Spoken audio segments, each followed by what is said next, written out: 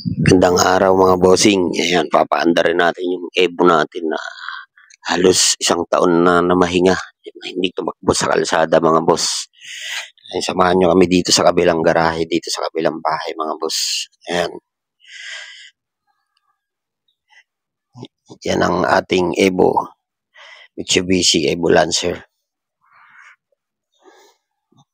Ayan. Tignan nyo naman mga boss, ang kapal na ng dumi. Halos isang taon na siyang di tumakbo sa lansangan. Pero susubukan pa rin natin siyang paandarin kung kaya pa ba niyang tumakbo nang walang aberya mga bossing. Ayan, sasamahan niyo akong paandarin ang bulok nating Lancer mga boss. Ayan. Dito nga bossing, tinatanggalan muna natin ng balot para mapaandar natin siya. Ayan o, kapal na ng dumi mga boss. Kulang na sa alaga.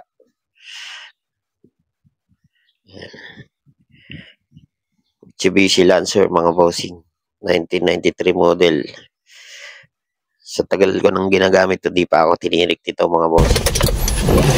Subukan na natin paandarin mga boss. Pakinggan nyo yung andar niya.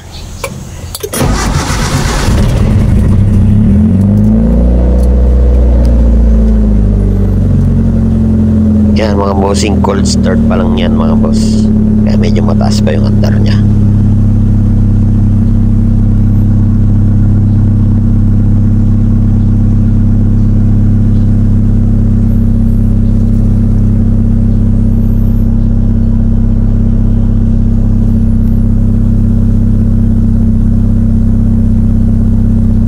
Patigas mga bossing, empty, halatang napabayaan na, napag-iwan na ng panahon mga boss.